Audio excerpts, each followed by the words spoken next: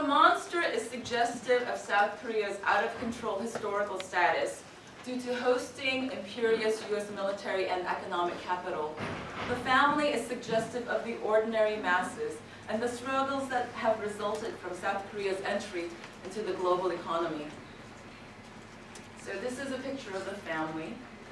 As operators of an unpretentious snack stand, the Park family diverges from the clean-cut professional held up as the model of urban success. The family has a proletarian identity. They are oppressed and struggling in their capitalist schema. Their peripheral class status is also reinforced by their dysfunction and foibles. For instance, Namir, who has his college education, nevertheless suffers from alcoholism and unemployment. Namju, who is a highly trained athlete, suffers from hesitance that keeps her third rate despite being the best. Yet nevertheless, despite their individual failings and their dysfunction as a family, they are still lovable in a bumbling sort of way. They provide a dose of comic relief and normalcy, against which their outlandish predicament becomes more believable. Notably, the film differentiates the two siblings, Namil and Namju, from the father who are on the right-hand side, from the father and brother who operate the snack stand. The latter are more on the social and economic periphery and seem doomed to remain there as long as they live.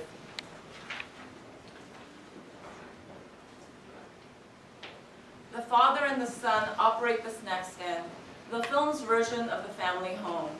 We first see it after the title sequence fades. Kangdu is inside the shop window, surrounded by products in plastic packaging that connote convenience and standardization. The small stand, analogous to the corner neighborhood store, also appears as a relic of a time before free market restructuring. Suggestive of poverty and periphery, the stand emblematizes the coexistence of the third world within this advanced industrialized economy.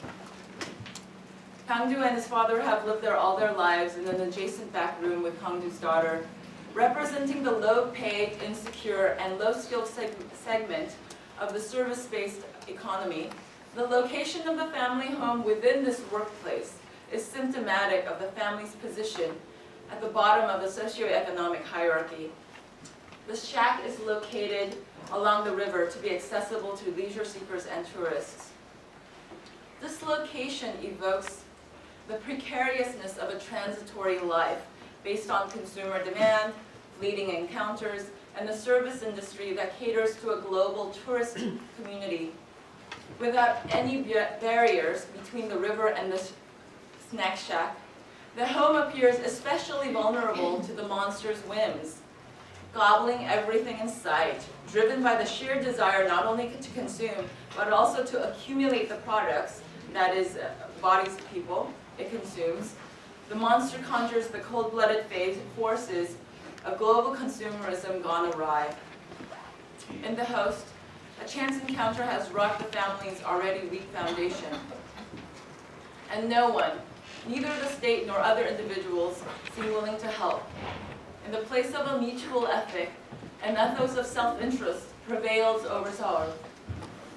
Officials ignore or endanger the protagonists rather than serve and protect them. Thus, the film suggests that the kinds of crises that erupt in the 21st century require the family to reform itself. Given the indifference of a bureaucracy more interested in controlling citizens' behavior, shaping its mass-mediated image, and yielding to foreign policy. The police state, emergency workers, and the exploitative media connote villainy. Rather than doling assistance, these antagonists criminalize the family, isolate them, and foil their time-sensitive mission to rescue Hyunsuk. Although the Park family first turned to law-abiding channels, they failed to get anywhere through legitimate means. As a result, the family is forced into criminal acts of transgression, which in turn brings them closer to Hyunsuk. Consequently, what the film mobilizes is the reinvention of family. To fulfill their mission, the family must reinvent what it means to be a father or an aunt, and they must learn to function alone, in isolation, without any expectation of help. This is a dystopian version of individuation as alienation, in contrast to the utopian version of entrepreneurial individualism. For this family, triumph is conditioned upon reforming itself into a collectivity that is non-hierarchical, less critical, and that orients its efforts toward a single goal. Eventually, each family member finds a talent and overcomes a personal lack that allows them to contribute to the monster's death. Namir focuses his rebellion on the tangible enemy, shifting his selfish whining into self-sacrificing activity. Namju stops hesitating and finally hits the bullseye when it counts. Kangju stays awake, despite being heavily sedated. The way the family reforms itself and takes direct action is most heroic in the climactic standoff between the family and the creature at the riverbank, described as the Agent Yellow release point.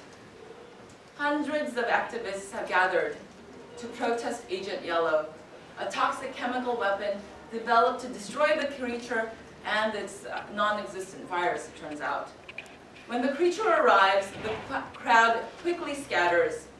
A yellow cloud is released that maims the creature long enough for Kangju to pull out his daughter and the little boy from the creature's mouth. In slow-moving montage orchestrated to melancholic film score, the crying siblings clasp Hyunsu's limp body. The score becomes upbeat as each sibling takes a stab at the creature.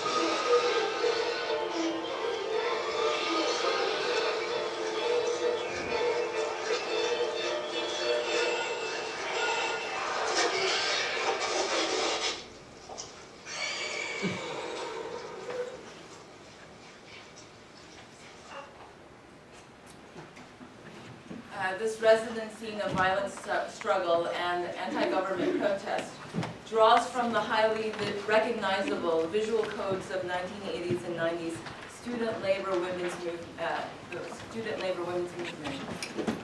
The clash between the monster and the family is a thrilling confrontation with the problems the monster evokes, but has been repressed.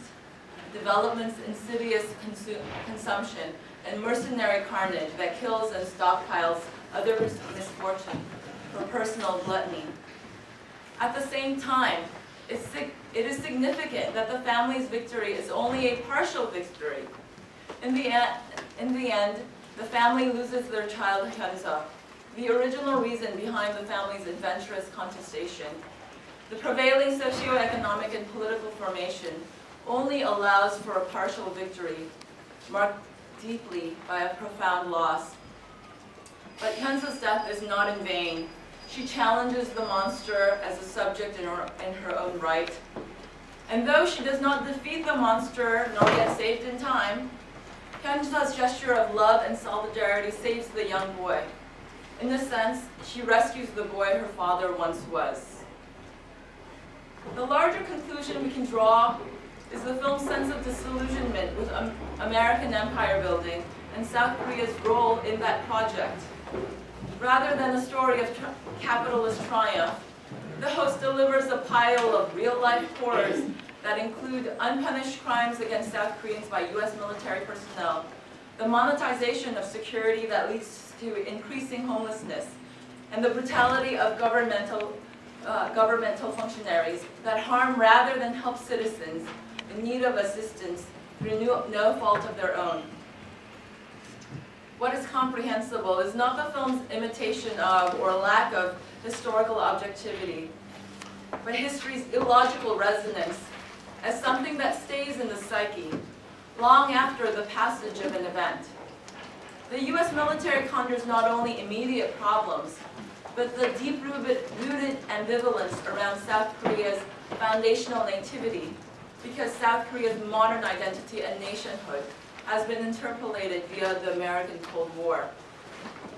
The host's last sequence ends with a picture of innocence disrupted by the whip of violence.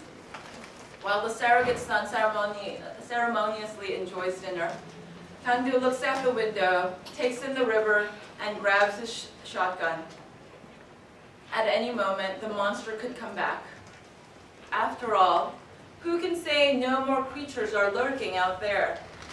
South Korea, built on westernization and American militarism, carries a surplus of repressed, censored, and negligent political energy that will strive to return. Thank you.